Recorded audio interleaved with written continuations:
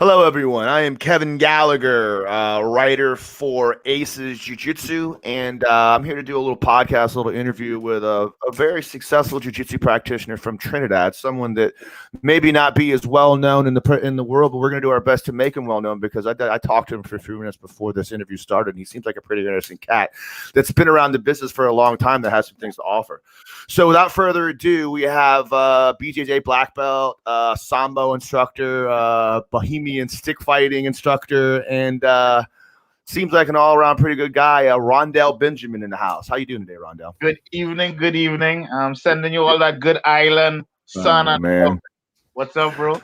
Like I said, I'm so excited. Anytime I talk to somebody from the islands, there's just something about your voice that just makes me happy. Like I feel like calypso music playing in the background. Should be just out on the beach enjoying my life, man. The island people are special people to me, man. They always have something to offer and always seem like they're bringing the best into the world for us. So thank you for that. Appreciate it, King. So tell me a little bit about yourself. Tell me about how you started in martial arts and your background. Let's start from the beginning. Let's go from there. Well, insofar as my family's recollection of me goes, the first word I ever said was fighting. I'm a huge fan of an American author named Louis L'Amour. Nobody knows about him anymore. But he wrote a lot of the famous Westerns. And so my first understanding of the world and warriorhood came from that cowboy aesthetic, that Apache, half ninja, half warrior, half god. And I just wanted to be and become the living embodiment of that. In a way, it's an American warrior archetype that it doesn't quite fit like the European or Japanese archetype, but it's its own valuable, powerful archetype. Then obviously I did karate for a long time, got my black belt, dabbled in several martial arts, fell in love with Sambo. Right now I'm the technical director of the national Sambo team. I'm also a great lover of catch as catch can wrestling and super huge fan of judo. I've done both of them external to Trinidad. And then obviously achieving my Gracie Jiu Jitsu black belt under Master Pedro Sauer, which personally is a huge achievement for me. And in my martial journey, all these experiences actually helped me to form and become the man I am today. And it's I'm super grateful for. One of the things that people find unique about our approach in Trinidad to Jiu-Jitsu is that it is viewed through the lens of us being island people. And in Trinidad, what a lot of people in the world don't know is that calypso vibe actually is born from a martial tradition known as kalinda. So calypso and soca, reggae, a lot of those musics come from a like an African diaspora art called kalinda, which is a stick fighting dancing art. And one of the things I saw in stick fighting was that the real purpose of what we did was to try and achieve liminal access, what some people would call flow. And that in flow, you find your best self and you engage in the world from flow. And so that's why I like Gracie Jiu Jitsu BJJ. It's a flow machine. It's one of the martial arts that's easiest to acquire flow because the conditions for flow are very specific. They're environmental conditions. The stressor and the stimulus have to be just out of your reach. So even at a very high level as a black belt, because of the ongoing nature, you're always just stretching, and that induces flow. And then obviously, additionally, there has to be real risk. And there's one thing we know about jiu-jitsu: there's always gonna be a little risk, an ankle lock, a choke. It's not like some stuff where when you get really good, you no longer touch, you no longer engage. And so, yeah, I think a summary of my pursuit of this ideal of warriorhood, and the America's idea of warriorhood, and obviously seeking flow is like one of the fastest ways to sum up who I am and what I'm about.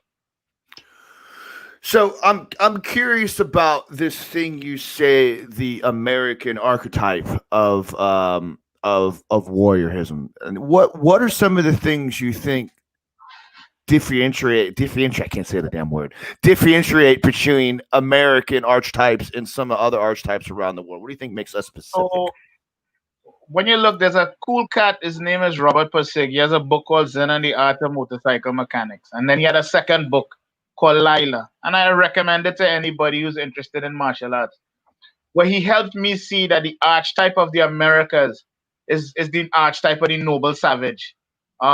Shane and High Noon, this guy who is honorable but a drifter, not like the warrior samurai tradition where it's hundreds of years of breeding, or the knights which have these huge codes of chivalry, but it's this kind of average kid growing up on the plains who can achieve anything if he sets his heart and mind to it.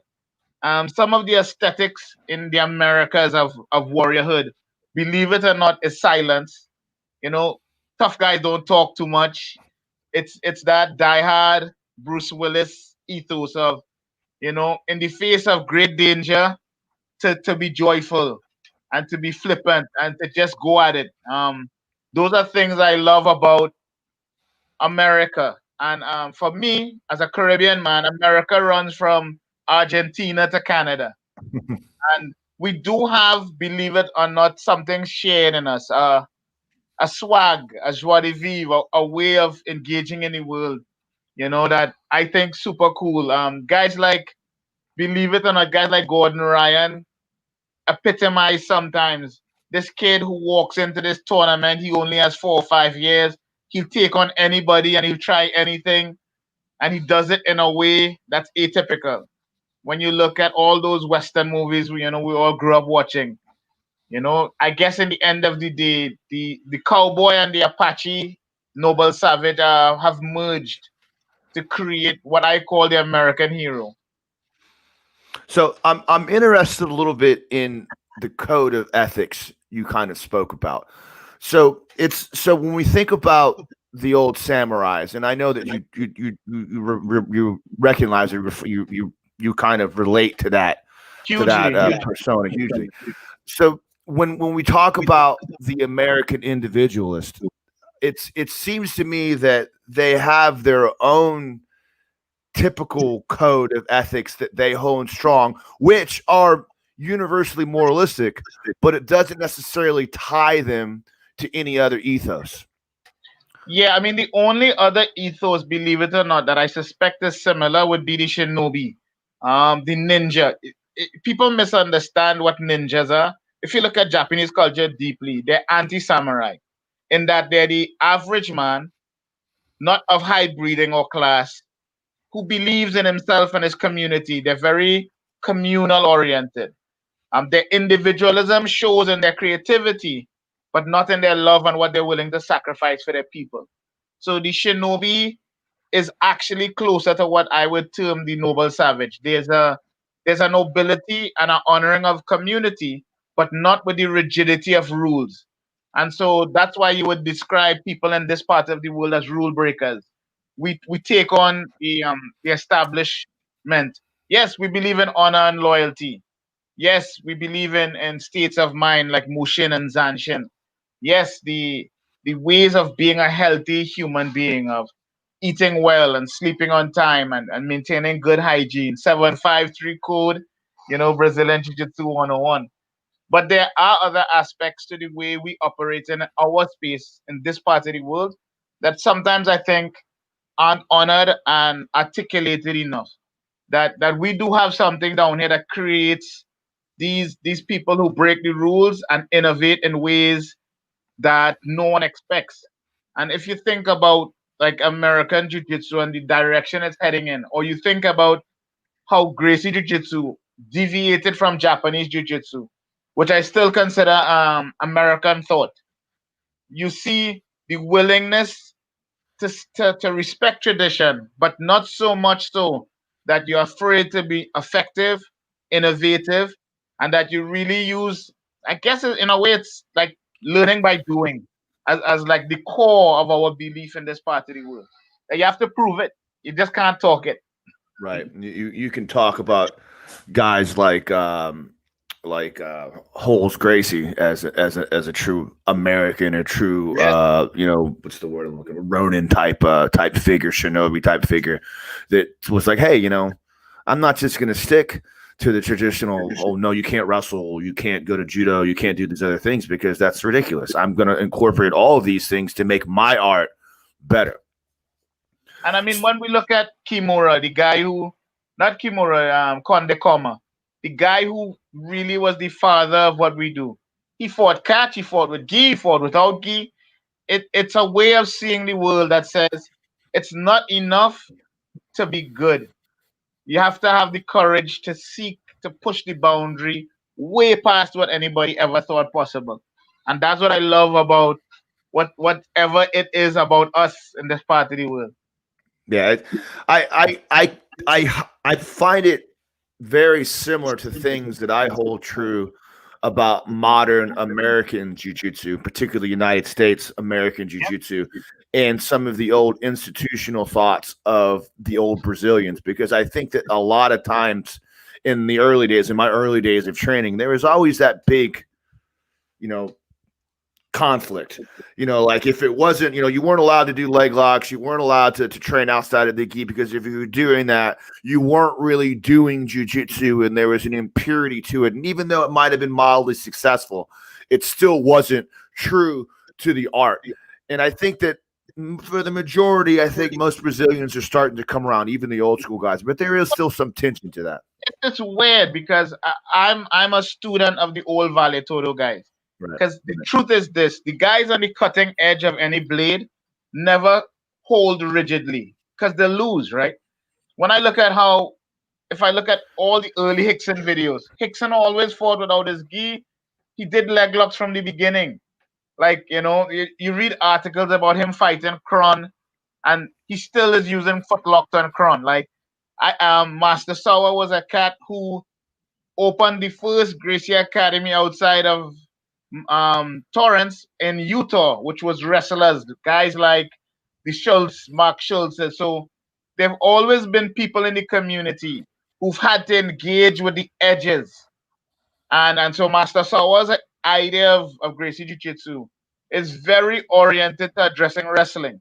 Because all his students, when he started off in Utah, were collegiate and Olympic level wrestlers. So I think in general, there was a resistance, but at the highest levels, those cats knew they couldn't resist.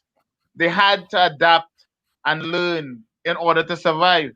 And those are the guys I want to follow, the guys who are with it. So let me ask you a different question in this same vein, because we talked a lot about how and again, these are all things that I appreciate, the idea of the lone kind of rebel that goes out on his own, but still in his mind has that ethical code, still has the warrior code, still lives by the 735 code, maybe not understanding what that is, but in their own mindset, there's a part of that that's a part of them. What do you think about modern jiu-jitsu competitors and the idea that some of them are maybe starting to step away from those codes of honor and maybe becoming more egotistical with their success and with the modern the modern boom or the resurgence of renaissance of a new jiu-jitsu professional jiu-jitsu circuit? So there's an edge, and they need a psychological edge. They need to access psychological technology that creates innovation. Sometimes to create innovation, you have to break from the foundation. So their innovativeness and technique has spilled over into them wanting to break from the structures of relationships. But here's the cool thing about jiu-jitsu, right?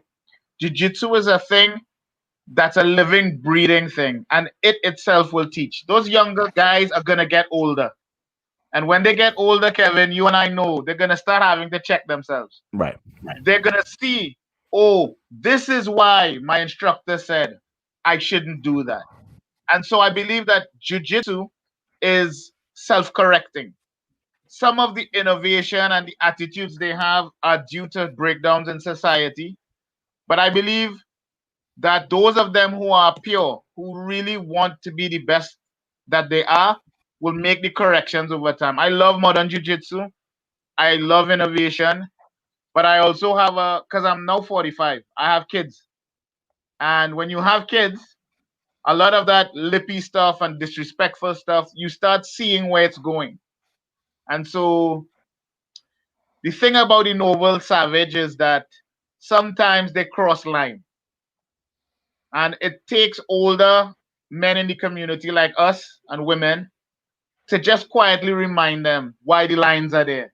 But I think they'll be fine. But the innovation is off the chart, and innovators sometimes have to be that way in order to innovate. So Einstein, Tesla, like if you look at those people who've broken the mold, sometimes they're a little bit douchey for a while because that's what it took for them to enter a mind state to allow them to change the world.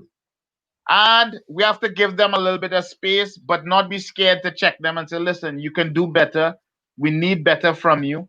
We need leadership from you. It's not enough to win the match and flip off the crowd. It's not enough. But I'll give you a classic example. I've looked at guys like Gordon Ryan over the years, and I've seen a gradual adjustment in his character. And that's what jiu-jitsu is supposed to do. It's supposed to slowly help you change. The problem is we're forgetting that these guys are young guys, 4 and 5 years in the art. So their body is developed, but we have to give their mind and spirit time. And we have to have the confidence to keep letting them know we need more from you than simply winning. But yeah, I'm cool with understanding that a rebel is a rebel. They're useful and we need them. That's an interesting point of view on that too, because a lot of times too, the idea of promotion is important, because if you're not promoting yourself to the general public, it's a very very real thing that I think about all the time. You might be the greatest artist of all time, but if no one's ever seen your paintings, is it really art anymore? You follow what I'm talking about? Because if no one sees what you have to offer to the world, then what have you really offered? And sometimes you have to do that by being obnoxious and making yourself the fool, I guess, maybe. I think that we can't judge them harshly in that we didn't have social media. Right. We didn't have global access. They're gonna make missteps. They are navigating a world that we never had to navigate. And we have to be responsible enough in our mentorship to understand that boundaries are being pushed.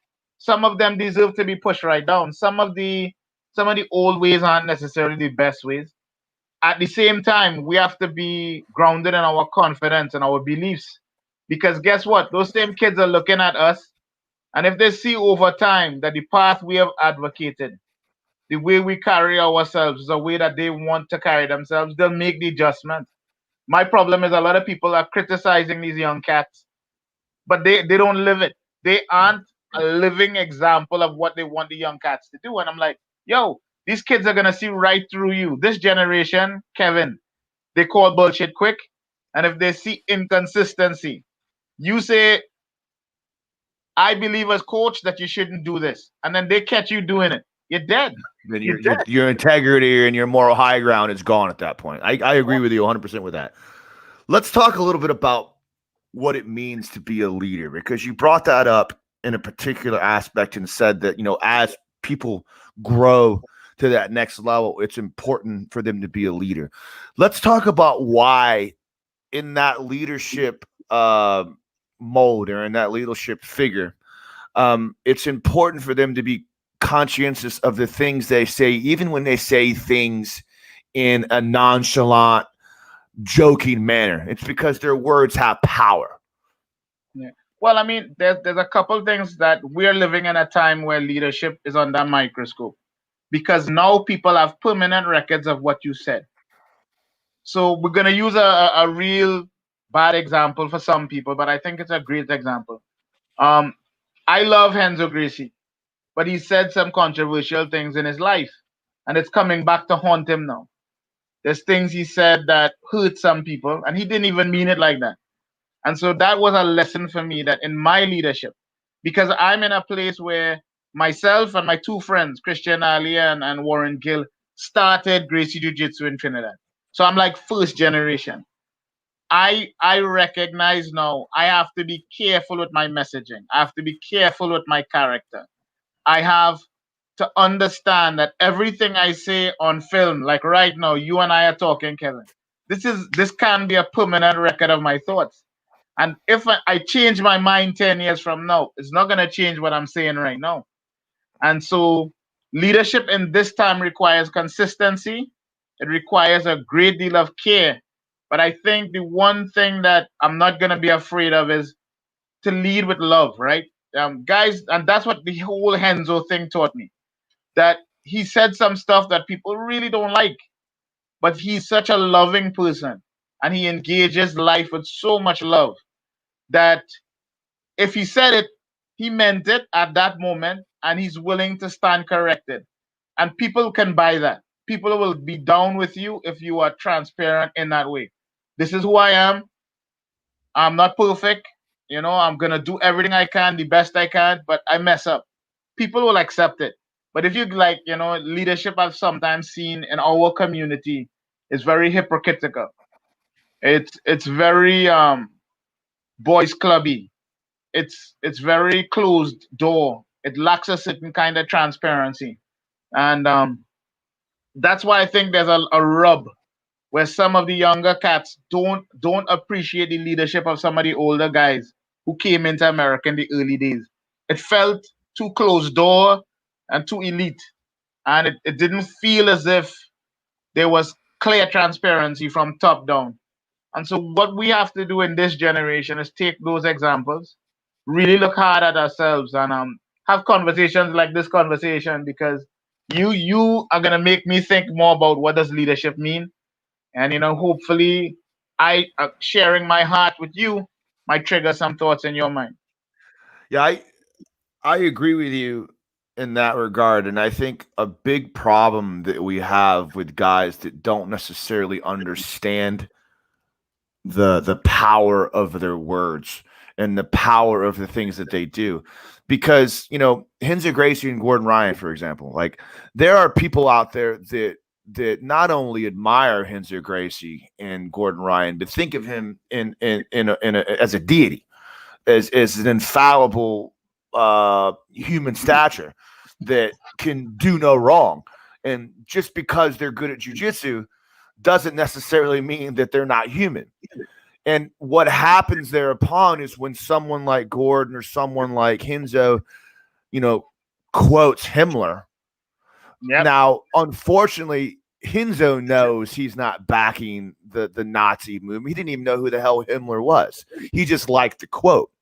But unfortunately, people that read this, that follow him as infallible, look at this and say, wow, now Himmler is reinforcing my ideals of white nationalism or my ideals of the Nazi movement. So I should be following that as well. And it sounds like it's a long time to connect the dots, but people don't realize that those dots become connected very quickly when you are in that position of leadership, in that position of power, whether you like it or not. I mean, I'll give you another example. There's a dude I super love. I love Tom DeBlas. I love everything that he's about. But recently, because I'm on a funny side, I am of African descent, and so stuff with Black Lives Matters and police violence, I'm very sensitive about. I lived in America for years. I've seen things. I've been places, and my love for him as a martial artist isn't diminished. But I recognize now he's a human being with opinions and feelings, and some of his opinions and feelings don't match my experience. But that's okay. And what we have to do is live in that space where a black belt doesn't make you a god. It doesn't make you great at life. It makes you good at jujitsu. What I would like, and this is an ideal I got from the Valente brothers when I spent time with them. We should aspire that a black belt also means you're a black belt at life. That's what you're aspiring to. But dude, we don't make it sometimes, and it's okay. But I think we as martial artists have to make sure we communicate to our student bodies that we aren't perfect and that we're learning just like they're learning, because we don't recognize the power we have when we have people who believe in us to the point where we're gods.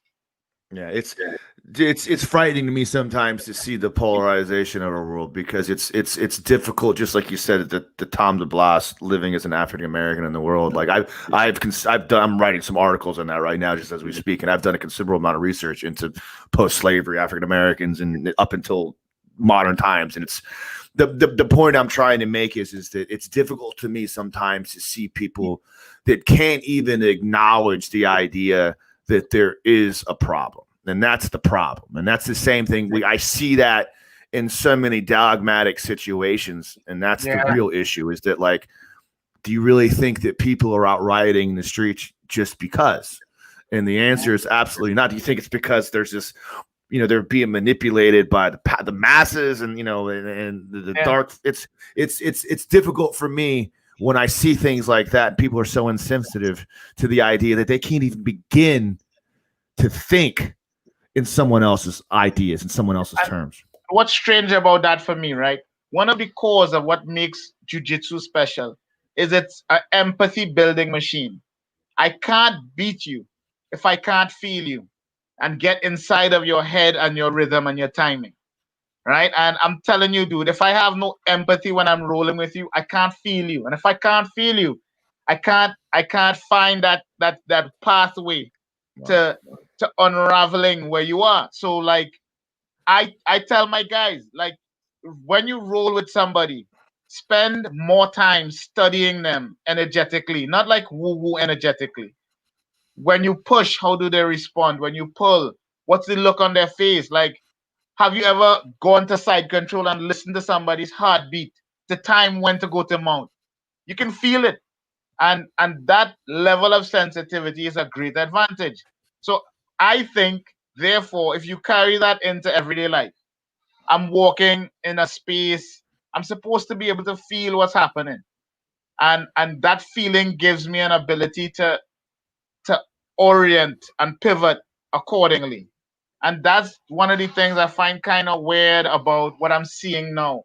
That so many guys want to hold on to branded positions. I am for this or I am for that. And they're not feeling the person they're rolling with.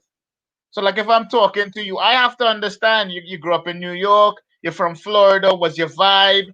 You know, I look into your eyes. When does your eyebrow go up? Because we're always doing jujitsu, Right.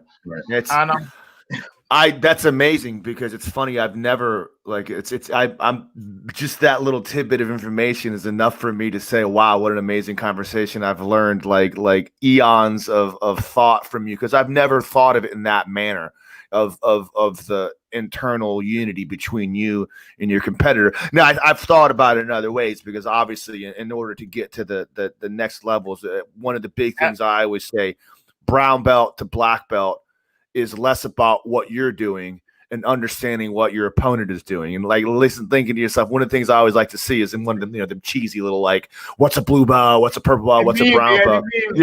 Yeah. But the brown belt one was always, if I was competing against myself, what would I do to beat me? And in that thought process, it's thinking about how but the idea of learning how to think with your opponents, man.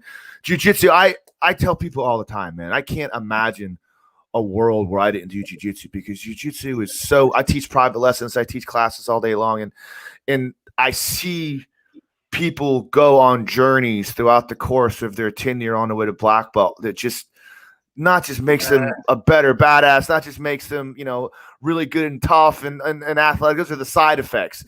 The real thing is the journey as a person and the way it changes you, man. It's amazing to me. Like, I was doing a private with one of my students who I'm super close to, and I was telling him, you spend so much time seeking to get to your best position that you've never thought about getting to my worst position. You literally care more about your display of power than where my challenges are. And I said, I promise you, dude, if you spend more time trying to find where I need work as your instructor, and you get to my bad spots rather than get to the spots you think you're super cool at, you're gonna have a lot more fun with me on the mat. Because he was, I could see the struggle inside of him, that my best positions aren't working. But what I was trying to share with him was, sometimes your best position is also a position that by attribute or by nature, I just happen to have the answer for, not by skill. It could be just the way I'm built. Like I don't really have a neck. I just don't have never had a neck. I just have one big trap. So Right. guillotines just aren't as dangerous to me as they would be on other cats.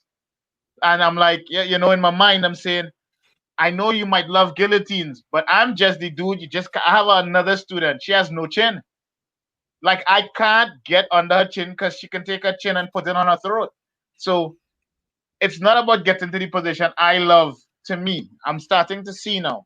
It's also about developing a deep understanding of my opponent and going to the place where they need me to go to, which is the worst place for them rather than the best place for me. And that shifting of orientation has allowed a lot of growth for me in my personal jiu-jitsu, that I'm spending more time studying the people I'm rolling with and not getting caught up on how clever I am or cool I am. It's And dude, it's huge. that right there is such an underlying thing that I think about, but I've never really consciously thought of. And it's amazing because again, I think of myself like I'm a black belt. I'm a black belt trainer. I'm 32nd or whatever. I've been training for 13 years now. And a lot of times I train with my purple belts and I train with my blue belts and I train, with brown belts and things like that, maybe even other black belts. And it doesn't take me very long to know I don't understand even how it happens, but I know exactly, maybe not technically what these guys are going to do, but I know exactly what their tendencies are. Thereupon now I just kind of wait and I'm Yeah, allowing you to give yourself enough rope to hang yourself with. And it's because I understand who you are as a person, not just what your athletic attributes are, but nope. what you're planning on doing. And I think, they talk about secrets in martial arts, and sometimes these secrets are in plain sight, right? I think that's one of the, everybody talks about Grandmaster Hickson's ability to be 5 steps ahead. But people think he's out calculating people. I'm starting to feel like cats like him, they're actually just very empathic. They feel where you're going and they're willing to go with you. And Right. as you just said, you're gonna hang yourself. You're gonna Yeah. go jump straight off that bridge Yeah. and choke your own self out. Yeah, it's amazing. Then the idea of, your best technique might also be my best counter. I might be waiting for you to go to your best technique because you're not paying attention. You're so focused on your game and not my game that maybe you're walking yourself right into a trap that I'm setting for you. So let's go a little bit more because I got some more fun questions for you because I always like to talk to people that have as diverse of a background in martial arts as yourself, because I'm constantly in I constantly have the debate in myself and try to pick apart and answer these questions of the different aspects and the different attributes and strengths and weaknesses of particularly the different grappling arts. And someone like yourself that has, an advanced knowledge of particularly I don't know what your knowledge is of judo, but I imagine it's as long as you've been around training, I imagine it's pretty advanced too. What do you feel like in particular in Sambo versus Jiu Jitsu? What the strategical strengths and weaknesses of the two would be, and why they're beneficial? Well, there's the meta of jiu-jitsu, and I will use the Danaher meta for the sake of simplicity. You get the guy down, you pass the legs, you get control over the spine. Once you have control over the spine, you get a position of advantage, you dominate. Right. The meta in judo is I don't have to pass the legs because if I throw you right, I'm already past. Right. So that's one shift that judokas don't practice passing as much, because if I manage the takedown, I'm already past. So that's interesting. Another meta that's interesting is the new school leg lock meta is really just the Sambo meta. If I take you down and your legs in my way, I'll just attack your legs. So modern submission wrestling is identifying different metas, but the metas were previously different arts. And I think that's what people are missing. That there's a judo meta, which is pass by throw. The Sambo meta, I attack whatever is in front of me. right? So if you look at Sambo matches, they're extremely aggressive. But one of the because I'm a long time practitioner of Sistema and Sambo. One of the thought patterns they had very early was that Sambo was a military form. And in military forms, one of the myths of Sambo is if I break your leg, it takes 3 soldiers out of the battle, not one. Because now with broken legs, 2 other cats have to carry you. So those are metas. And now I do these arts for personal safety. That's my primary concern.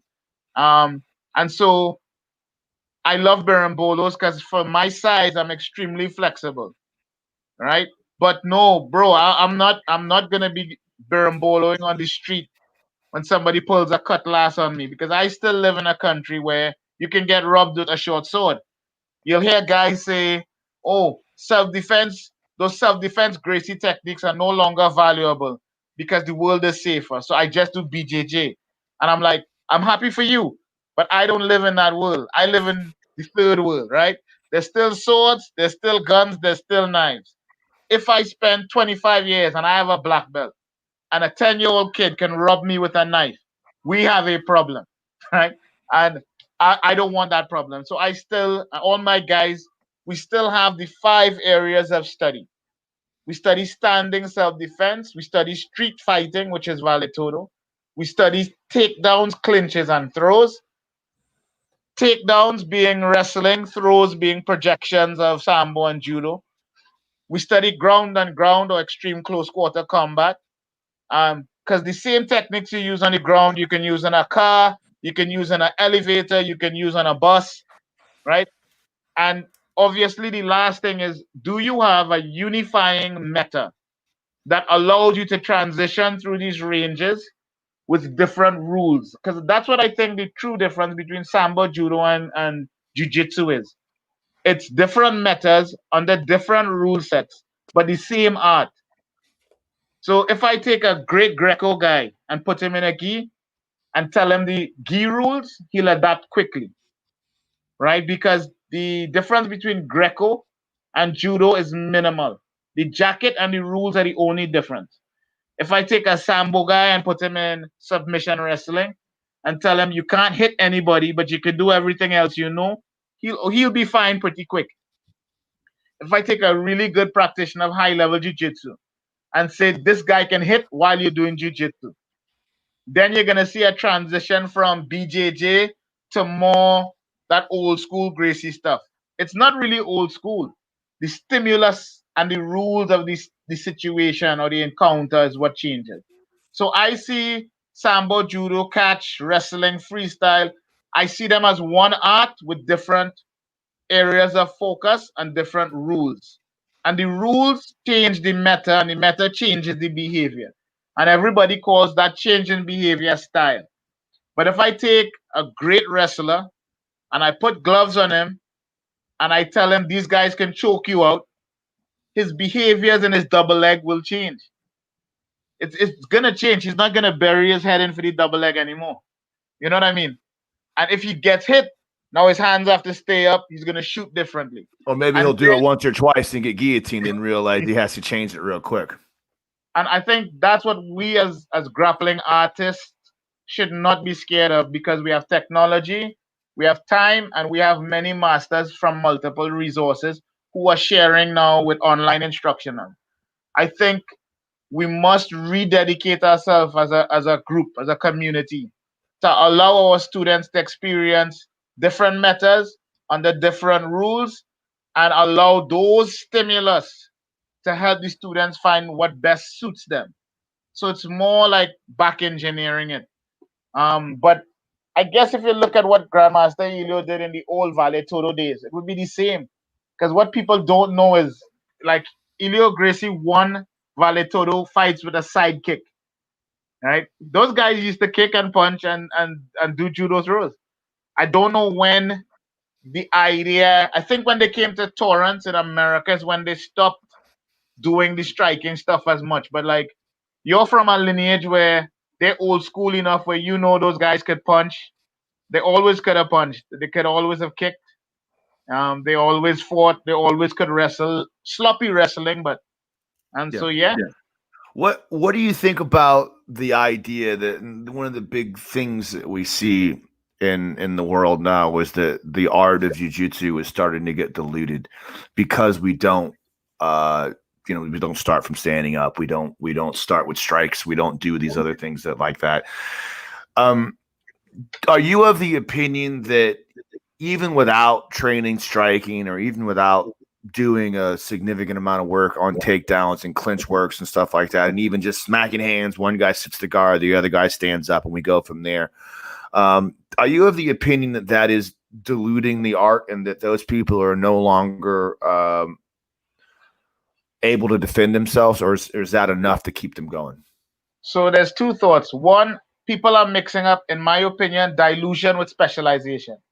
We need specialists, but we also need generalists. So the cats who do jujitsu and then go into the UFC, they become more and more generalized. The guys who only do very specific rules like IBJJF become specialized.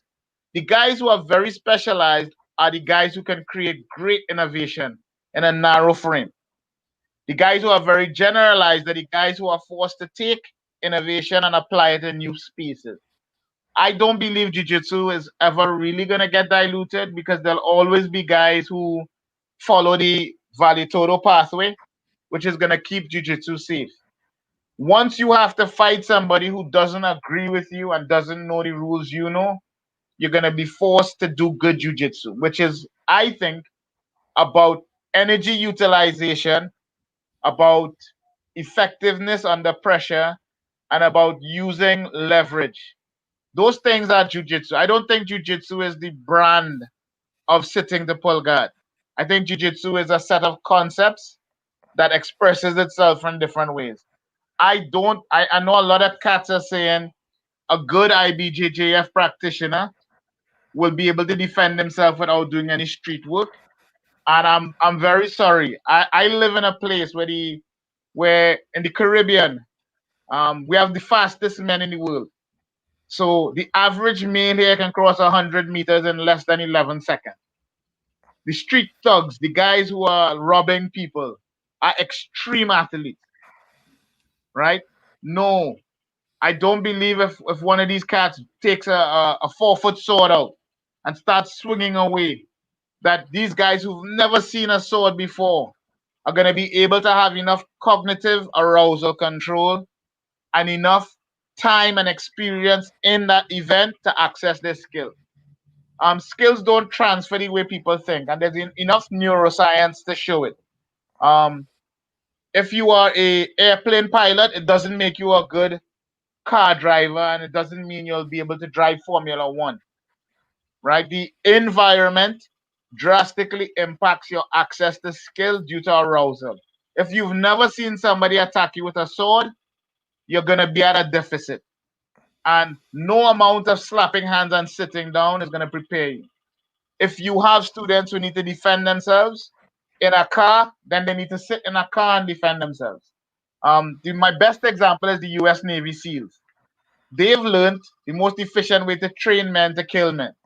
And it's always replicating the scenario and repeating the replication to induce errors and then correcting the errors. So if they're gonna raid a house, they get a map of the house and they practice going into the house and stuff goes wrong and they fix and fix and fix. So I think there's general preparedness, and jiu-jitsu is a nice general platform for physical fitness, arousal control, and skills in just the basics of handling another person's human body. But self-defense in specific scenarios needs time. And so I'm not one of those people who believe just because you can spend 10 years rolling on the ground means you're going to be good against a fight with four guys.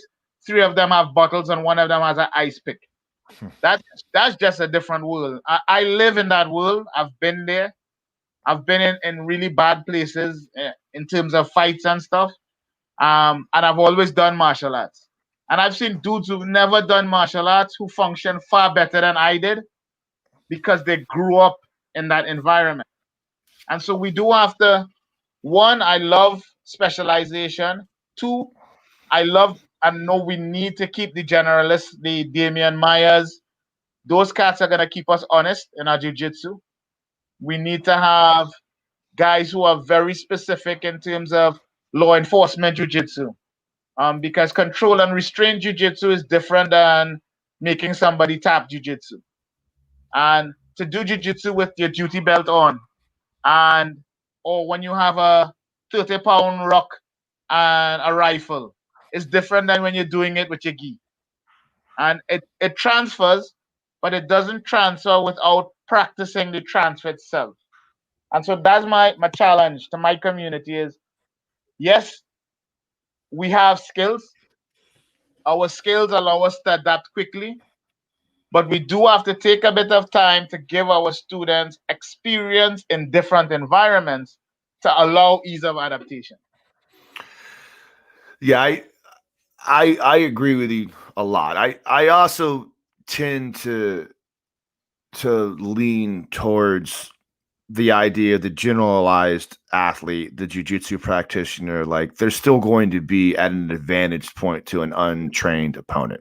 And I think that even guys that have never done anything at all, never had any kind of street fight altercation, that aren't really those tough people. But if you're training jiu-jitsu up to purple belt, like honestly blue belt, but up to purple belt, you're going to be way better prepared for an altercation up until you start reaching the super athlete type guys. But I also feel that a lot of times jiu-jitsu practitioners feel like they have this force field around them, and I see it all the time. Guys, my purple belts and blue belts posted memes about like seeing these huge ripped CrossFit guys and telling themselves, well, yeah, what's your bench press going to do when I'm getting you in a rear naked choke? And I'm thinking to myself, because I, unlike yourself, maybe not to the same degree, but I kind of live in that world myself. I work in a bar, you know what I mean? I got to throw people out. I'm a bouncer at a bar, and I got to throw people out all the time, and I'm probably 10 times more trained than half the people I see posting these things. And when I see some yoked up CrossFit guy, I'm not happy about having to tussle with that dude at all. Not even a little bit, because even dumb shits can get lucky. Yeah. So what do you feel about that? What do you feel about the false sense of security that a lot of times these even like higher level jiu-jitsu guys have? Because I understand the reality of violence on that level. And I know that any given moment, that guy can pull a knife or a sword or a bottle, crack it over my head. And it seems like a lot of people don't. I think, and this is where I have to be careful, but I'll just be myself. Yeah. The responsibility lies with the instructors. So occasionally, while rolling, I might give some of my senior guys a dummy knife. And just occasionally, once every 6 months, in the middle of a roll, you pull out that knife and watch what happens. And it gives, like a vaccine, it gives your students a check, a moment where they have to stop and say, "Oh, okay. I'm forgetting what we're doing here." Or I may do one class where everybody comes in street clothes, and we dim the lights, we put on some music, and then I get some guys to run around with foam bats, and let's see what happens. Because I believe in the scientific method. You have to check stuff. And if you don't test it and check it, and I think when you do some random safe stuff like that, which is old school Gracie stuff, the students get a deep sense of, oh, like one of my students, after we did one of those sessions, because he had a massive adrenal dump and he's gasping and he's breathing and he's out of breath, even after the session is done. He looked at me and said, "Coach, I think I need to work on my weight and my cardiovascular fitness." I said, "I didn't tell you." But or another dude is like, I didn't realize that I wear glasses, and when the lights were dimmed and I didn't have my glasses on, I couldn't see. I now know I need to get contacts, so when I'm out in the night with my wife, that I can see better. Like, that's stuff that you don't think about if the lights are on and the gears are on and you're rolling, and you don't realize, oh, you have poor night vision. And so I do think it is my responsibility as the instructor, with the instructor cadre, to ensure that students have a realistic understanding of what they know and what they don't know, and that they don't have false senses of competency, and that they don't feel that jiu-jitsu is a magic elixir of God power. I do think in the right hands, trained the right way, it is one of the greatest equalizers in the history of all martial arts. And I do think that's the one space where jiu-jitsu does differ from wrestling. That if you're not fit and not aggressive, wrestling may not work for you. But even if you're not fit and even if you've gotten older, the philosophy of jiu-jitsu of being able to survive, use leverage, wait, sustain damage until the other guy makes a mistake. That is like universally applicable and really makes what I think jiu-jitsu is even bringing to collegiate wrestling. When guys like Bone Nickel are using jiu-jitsu moves in freestyle now, I'm Yeah. seeing spirit of jiu-jitsu of which is why I love Ben Askren. He was doing jiu-jitsu and wrestling way a long time ago. Wade Shields, his strategy in wrestling was a jiu-jitsu strategy. And so jiu-jitsu isn't so much the gi. It's how do I use my energy efficiently and effectively? How do I use leverage? How do I connect to people in a way that gives me an advantage, especially when the physical attribute is in the opponent and I have less attributes than they do. And so I think that understanding and what pedagogy, what method of as we of instructors, how are we communicating its essence in a way that's fun, that is sustainable, that's transferable, but that it's crystal clear. Our students have to understand that jiu-jitsu is this philosophy and that anything inside of this philosophy needs to be explored and developed and even coming outside of the philosophy to understand what you'll be facing, all of that's critical, but it has to be done in a way that makes sense.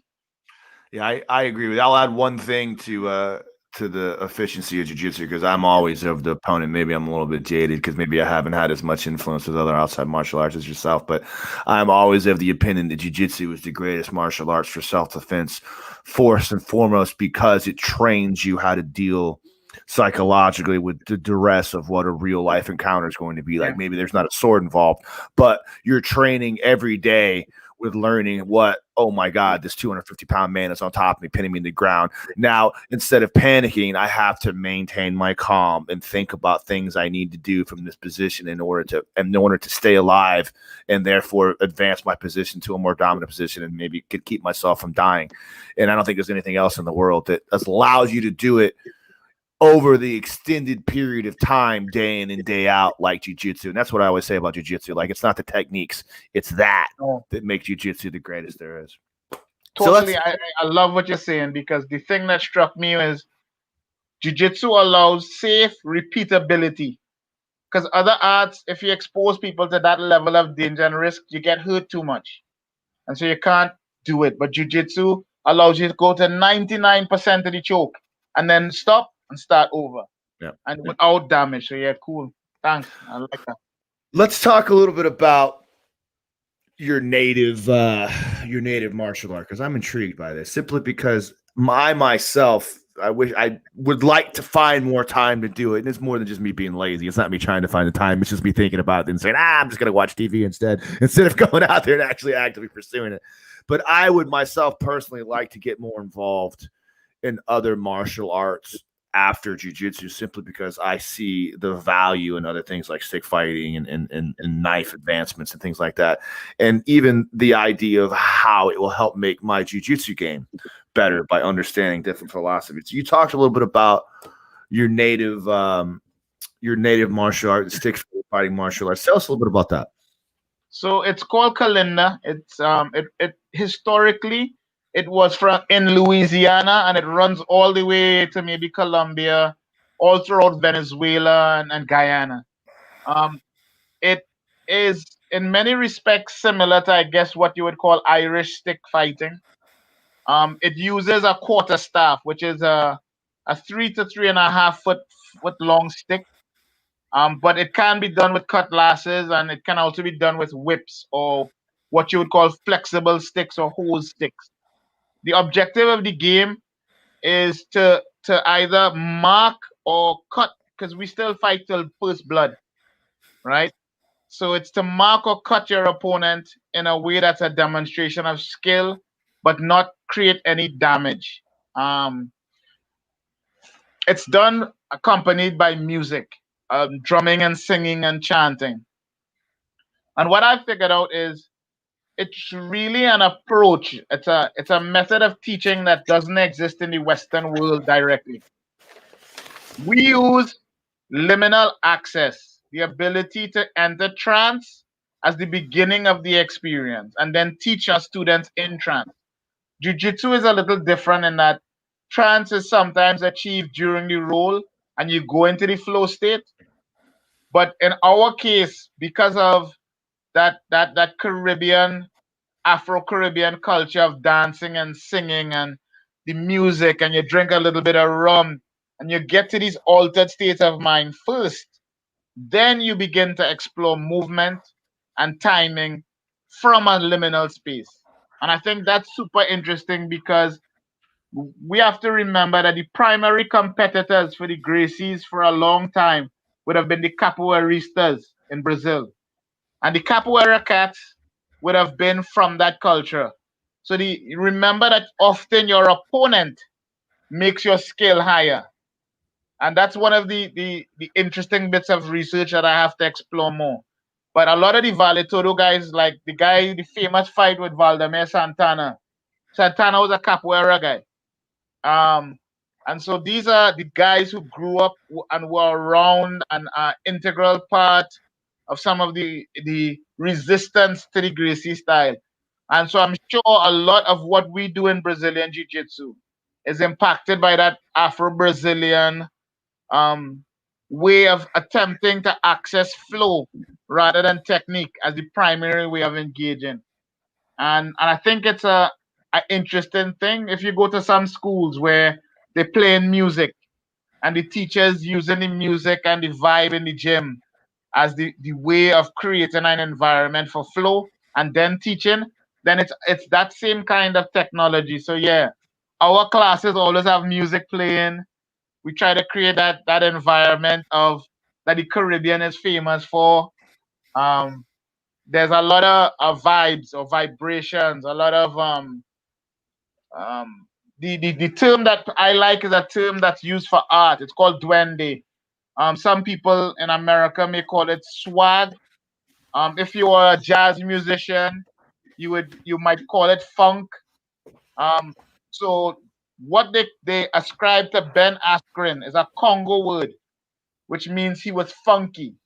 Funky in America can mean smells funny, but it really meant in the Congo he had that internal power that he exuded. And so he was very funky, very connected to his own music. And so I see pieces of it, snapshots of it, all throughout American culture because American culture is not really different to Caribbean culture. Anybody who listens to hip hop or jazz or R&B is accessing these altered states.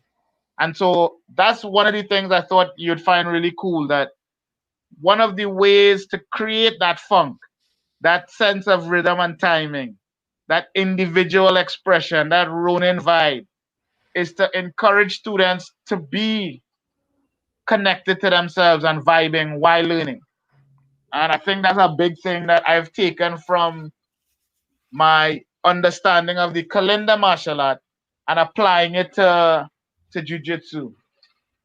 Yeah, I teach my biggest background, one of my first martial arts, I wrestled and stuff, but was boxing. I boxed for a long time, and one of the things that I focus on the most when I'm teaching young fighters or any fighters, it doesn't matter, is that same idea, that idea of flow, that idea of being connected to yourself. Because anyone that's ever done any striking understands that you can't be stiff and strong. You have to allow that energy, particularly when you're throwing combinations. So allow the energy to flow through you. And the only way you can do that is it sounds hokey, but it's really true.